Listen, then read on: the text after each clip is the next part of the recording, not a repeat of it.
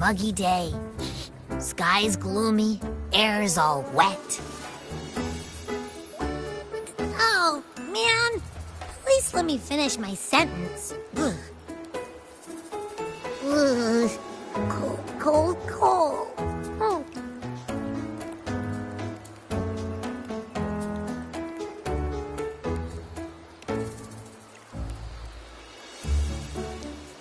All right. I'm famished. We barely had a bite sprinting all the way here from Ragoona. Whoa! Pinch me! This is a feast and a half!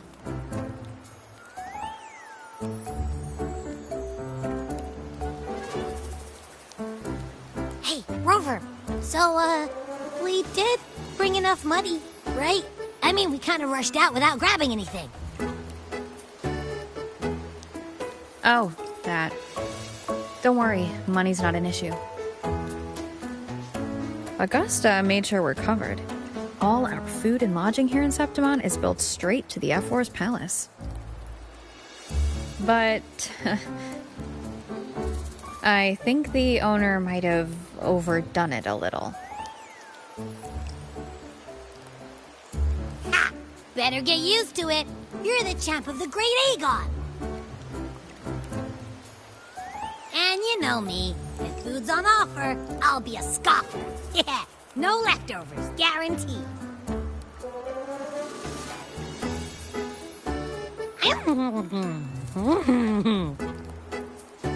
Free stay? Free meal?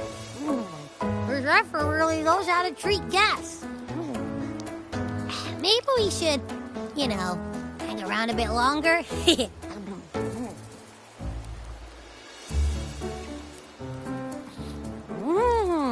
This smells amazing!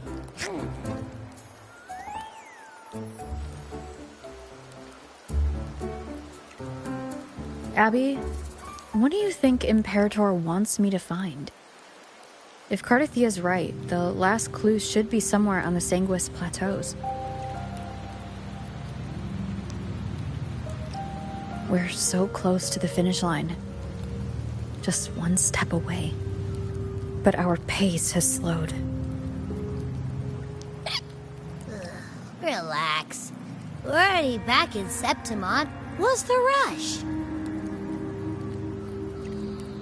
I remember Lupa said there's this weird blight cloud hanging over the Sanguis Plateaus.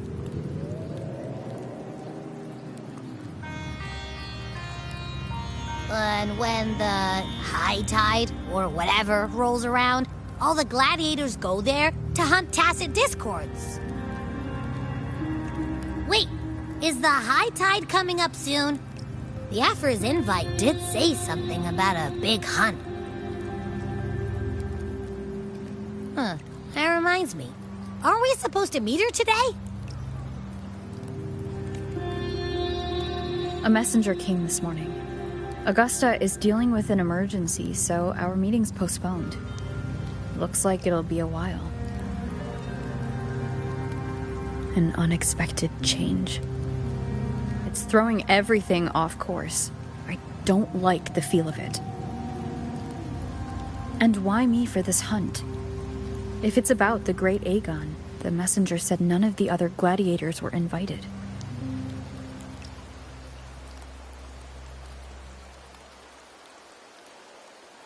Who knows? Maybe she just wants to test her strength against you. Typical Septimontian, right? You think so? I've only met her a few times, but I doubt she acts on such simple impulses.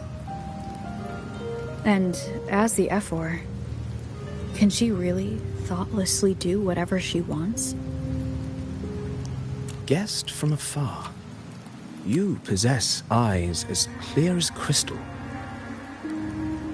But what troubles you so that eyes once bright as the highland sky now darken with rolling clouds?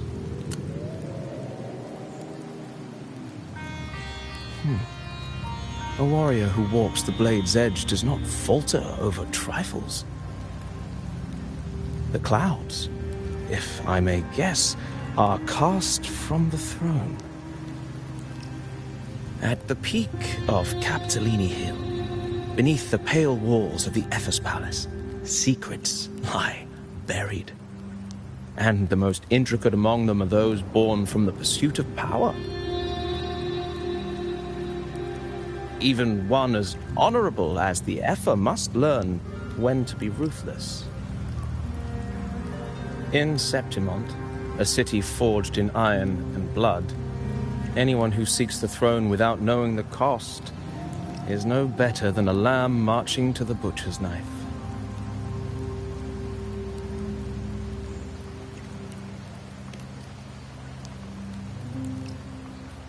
I am Nestor, a traveling poet.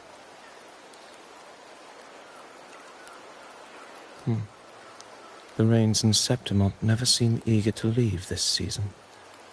So then,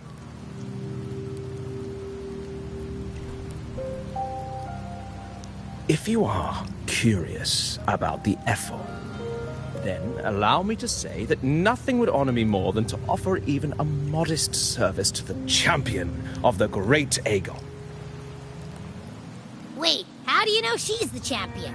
And all that stuff about the F-word, too? Huh? Your eyes. Were we talking too loud? To see and to hear are but two of the many ways to perceive. Trusting the senses is a habit, a natural expedience, but not the only option. Truth be told, I've been gathering inspiration for my next epic, and its protagonist is none other than Augusta, the Epher of Septimont. That's why I speak of her with some familiarity. I have a feeling your tale with her will soon be written. And knowing more about those who walk alongside you is rarely without its benefits.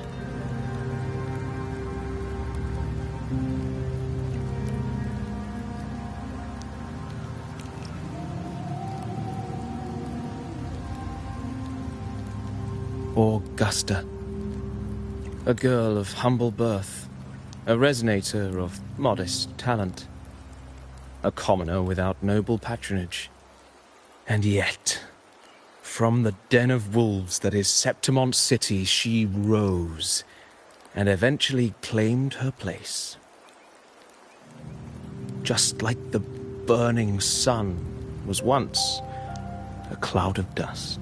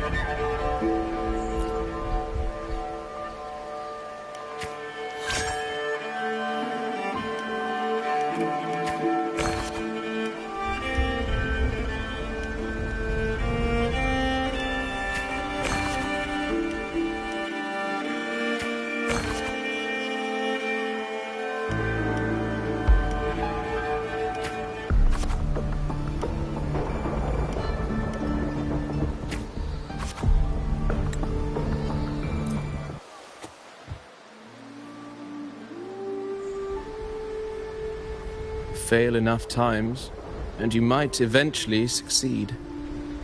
Should we call it resilience? Or mere stubbornness? Or perhaps, for a girl who has lost everything, there was never a second option. She had no one to trust but herself, and naught but a blade to... And yet, as the first stanza of an epic, this is nothing extraordinary. Since the lament, across the scorched lands of Solaris, I've heard this story repeat itself, again and again. Greatness Yes, our era has certainly seen it. But true greatness is never found on the first page of a story. Courage, glory, and honor. Such immortal virtues have been etched in tablet and stone. They are never forged overnight. Light as a thread, elusive as the wind, they weave themselves.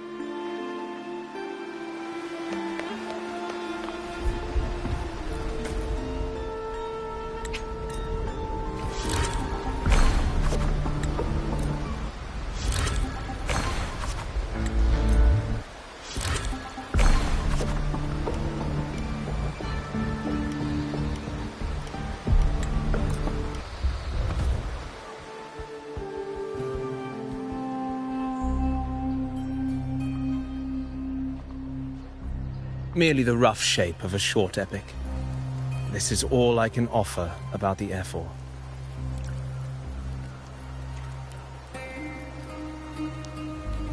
Now, as a listener, what do you make of my narration?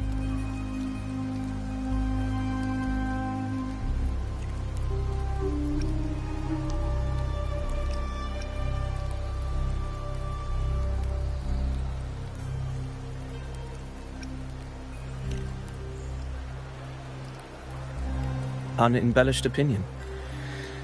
I appreciate your honesty.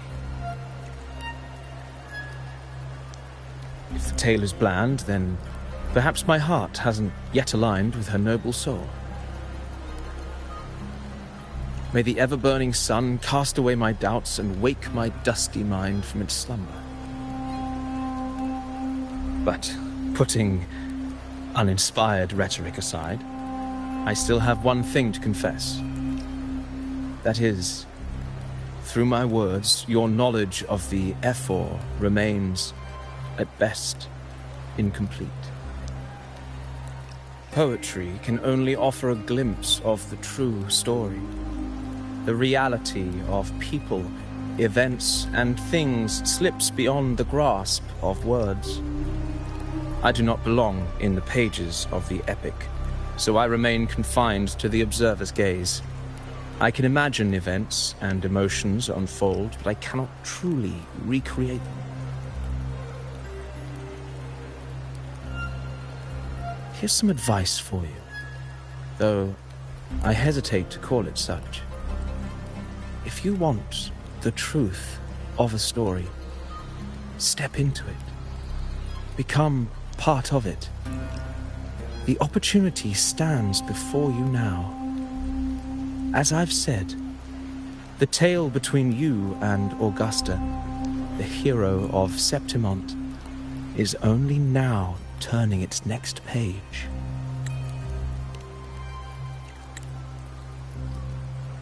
It's not difficult to see. Fate flows like the stars, tracing their course. Your destination is written in the steps you take.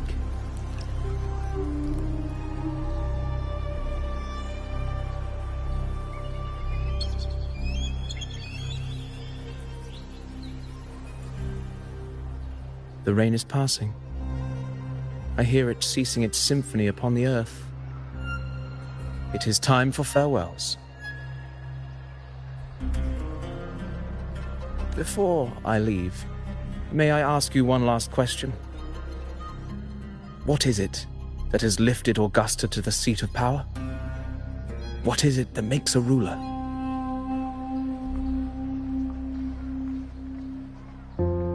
Well, I'd say strength. Let's be real. There's no way Augusta could have passed those trials without strength. Rover, what do you think?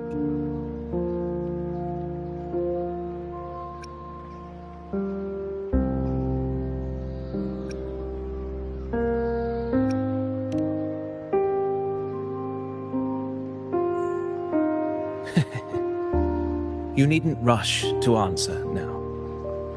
Keep it in mind as you continue your journey. When the final chapter is written, the answer will reveal itself.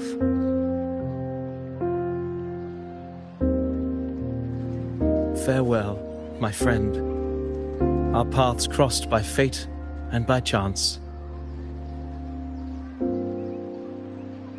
Soon, after this brief encounter, everything about me will be gone with the wind. But you, your epic continues.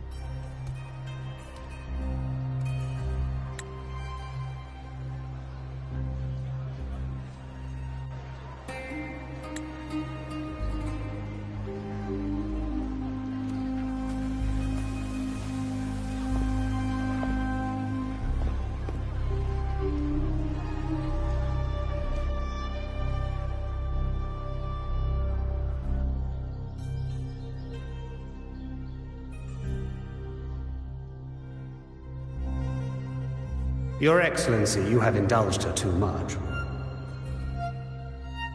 As the priestess, you know is far too unruly in both action and word. It's a disgrace to her title.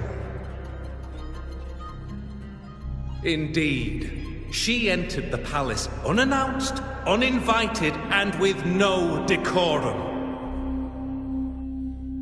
A blatant affront to the authority of the palace.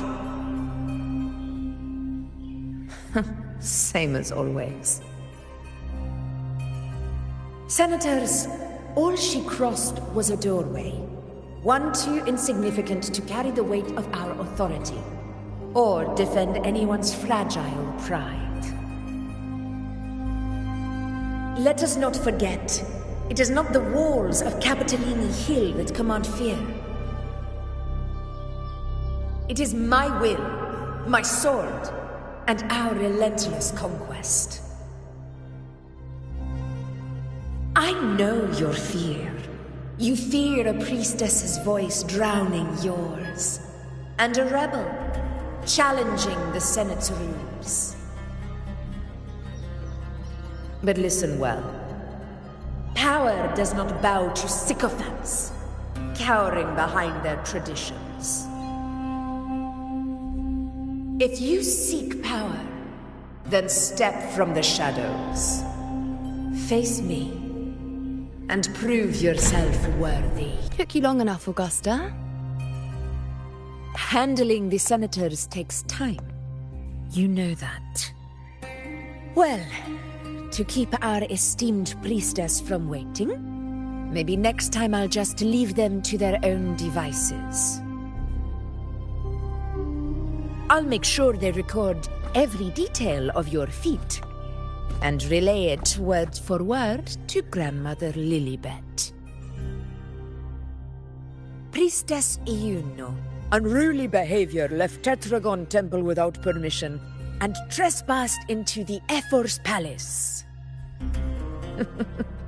I wonder, who will lose it first? Lilibet or you? Let those old foxes report me all they want.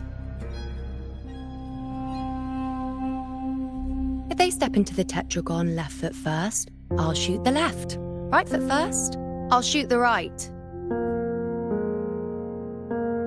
Hey, I'm with you on that one. The Senate should be reminded now and then that the tetragon's kindness is not a reason to take Priestess Yuno lightly.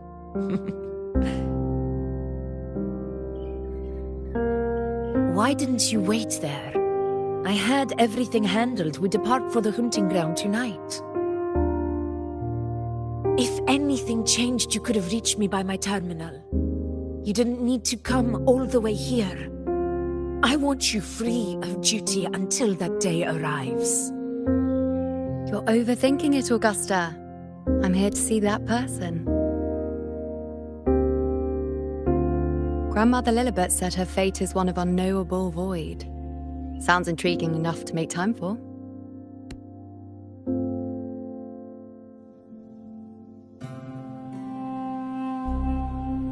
So that's it? Too bad. The ship from Laguna won't dock until tomorrow morning, and we'll be gone by then. Ugh, what a hassle. Patience, you know. The warrior has accepted the invitation. So, You'll have plenty of time to meet during the hunt.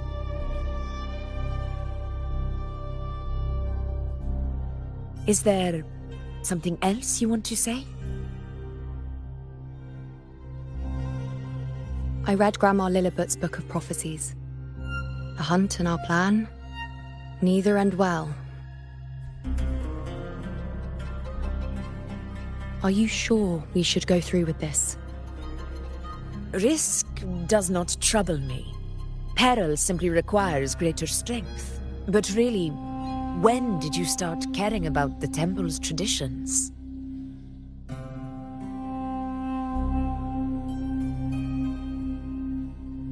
O ye faithless of Septimont, the divinity is enraged. Should your ruler defy their will again, doom shall be your fate.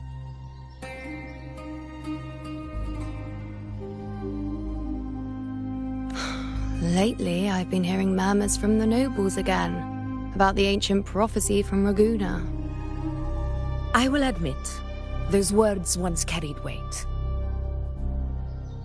But when our ancestors crossed the waters and climbed these hills, Raguna's divinity didn't get a seat on the ship. And the priestesses all said the prophecy was incomplete. Only the hero of heroes, wielding extraordinary power, risen from the dark tides, shall bring eternity to Septimont. Then shall the waters quiet, the tempest still, and glory return with the blood of the old king. Do not forget, this is the other half of the prophecy.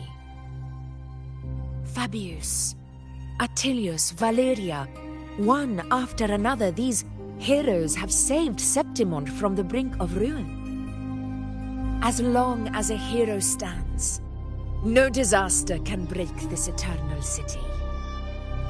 What if this time is different? What if ruin is our fate? Then I will sever that fate with my blade.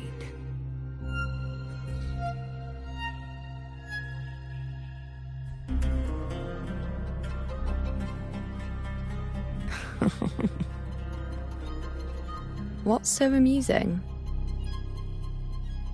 So, the fearless priestess Iuno can be frightened after all. But it's fine. If you're afraid, don't push yourself. I can handle this alone.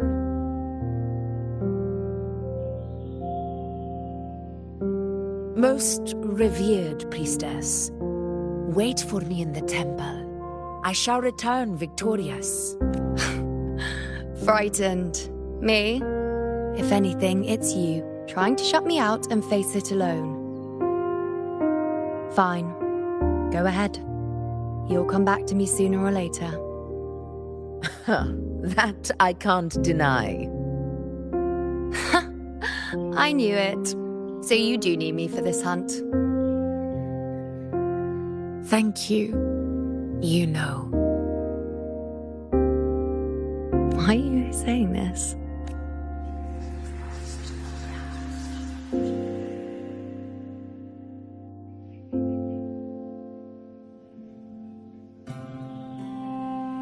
The storm is coming. Come, you know, my friend.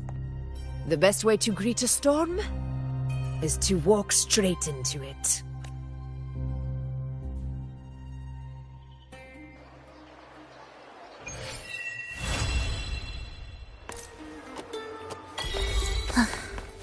Are we there yet?